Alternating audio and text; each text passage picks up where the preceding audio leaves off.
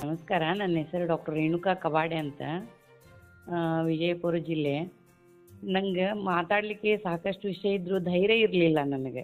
Stage courage ಆಗಲಿ, stage ಮೇಲೆ ಹೋಗೋದು ತುಂಬ ಕನ್ಫ್ಯೂಸ್ ಮಾಡಿಕೊಂಡು ಗಾಬರಿಗೋ ಆಗ್ತಿತ್ತು ನನಗೆ. ಆ ಮೌಢ್ಯತೆಗಳ ವಿರುದ್ಧ ನಾ ಮುಂಚೆಯಿಂದನೂ ವಿರುದ್ಧನೇ.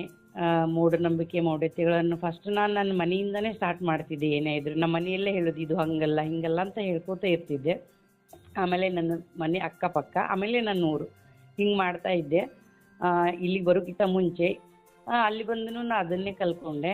ಮತ್ತು ಇವಾಗ ಹೇಳ್ಬೇಕಂದ್ರೆ ನನಗೆ ಸ್ವಲ್ಪ ಧೈರ್ಯ ಬಂದಿದೆ. ನನಗೆ ಸ್ಟೇಜ್ ಮೇಲೆ ಬಂದೆಲ್ಲ ಸ್ವಲ್ಪ ನಾನು ನಾಯಕಿ ಆಗ್ಬೋದು ಅನ್ನೋದು ಸ್ವಲ್ಪ ಧೈರ್ಯ ಬಂತು ನನಗೆ. ಅಲ್ಲಿ ಬಂದಮೇಲೆ ನಾನು ಡಾಕ್ಟ್ರ್ ಆಗಿದ್ದು ಸಹಿತ 4 ಜನ ಎದುರಿಗೆ ಪೇಷಂಟ್ ಬಿಟ್ಟು ಬೇರೆ ಯಾರಾದರೂ ಇದ್ರೆ ಧೈರ್ಯನೇ ಬರ್ತಿರ್ಲಿಲ್ಲ. ಅಲ್ಲಿ ಸ್ಟೇಜ್ ಮೇಲೆ ನಾನು 1-2 ಸತಿ ಬಂದಾಗಲೂ, ಫಸ್ಟ್ ಟೈಮ್ ಬಂದಾಗ ತುಂಬ ಕನ್ಫ್ಯೂಸ್ ಮಾಡಿಕೊಂಡು ಗಾಬರಿ ಆಗ್ತಿತ್ತು ನನಗೆ.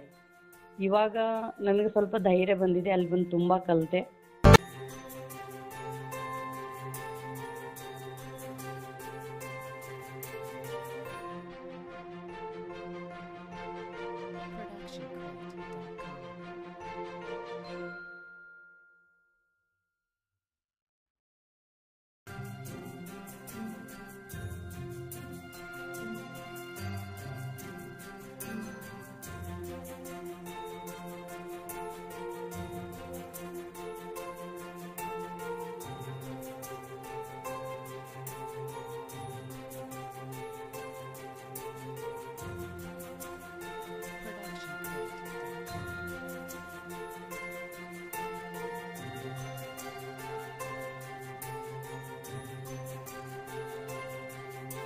ನಮಸ್ತೆ, ನಾನು ಶಶಿಕಲಾ ಮೂರ್ತಿ ಅಂತೇಳಿ, ದಾವಣಗೆರೆ ಜಿಲ್ಲೆ ಚನ್ನಗಿರಿ ತಾಲೂಕು.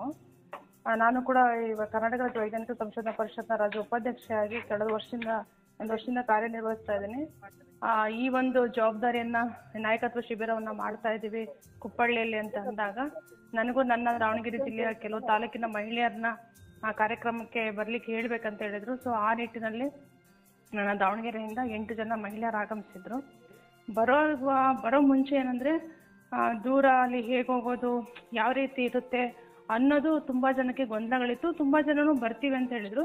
ಬಟ್ ನಮ್ಮ ಉದ್ದೇಶ ಏನಾಗಿತ್ತು ಅಂದರೆ, ಇಲ್ಲಿ ಪ್ರತಿಯೊಬ್ಬರು ಮಹಿಳೆಯರಿಗೂ ಕೂಡ ಮಹಿಳಾ ಸಬಲೀಕರಣ ಮತ್ತು ಮಹಿಳೆಯರಿಗೆ ನಾಯಕತ್ವ ತರಬೇತಿಯನ್ನು ಕೊಡೋದ್ರ ಮುಖಾಂತರ ಮಹಿಳೆಯರು ಧೈರ್ಯವಾಗಿ ಈ ಒಂದು ಮೂಢನಂಬಿಕೆ ವಿರುದ್ಧವಾಗಿ ಅದನ್ನು ನಿಂತ್ಕೋಬೇಕಾಯಿತು. ಇವತ್ತು ನಮ್ಮ ಸಮಾಜದಲ್ಲಿ ಆಗ್ತಕ್ಕಂತಹ ಆ ಮೌಢ್ಯತೆಯನ್ನು ತೊಡೆದು ಹಾಕಬೇಕು ಅನ್ನೋ ನಿಟ್ಟಿನಲ್ಲಿ ಆ ಕಾನ್ಸೆಪ್ಟನ್ನು ಅವರು ಹೇಳಿದಾಗ, ಕೆಲವೊಂದಿಷ್ಟು ಆತಂಕಗಳಿಂದ ಬಂದರು, ಕೆಲವೊಂದಿಷ್ಟು ಆ ಒಂದು ಸುಂದರ ಪರಿಸರದಲ್ಲಿ ಈ ಒಂದು ಕಾರ್ಯಾಗಾರ ಆಗ್ತಿದೆ, ಅದನ್ನು ಕೂಡ ನಾವು ಸವಿಬೇಕು ಅನ್ನೋ ಉದ್ದೇಶಕ್ಕೆ ಬಂದ ಮೇಲೆ ನಿಜಕ್ಕೂ ನನ್ನನ್ನು ಸೇರಿಸ್ಕೊಂಡು ಹೇಳ್ಬೇಕಂದ್ರೆ ಬಹಳ ಅದ್ಭುತವಾದಂಥ ಒಂದು ಕಾರ್ಯಕ್ರಮ.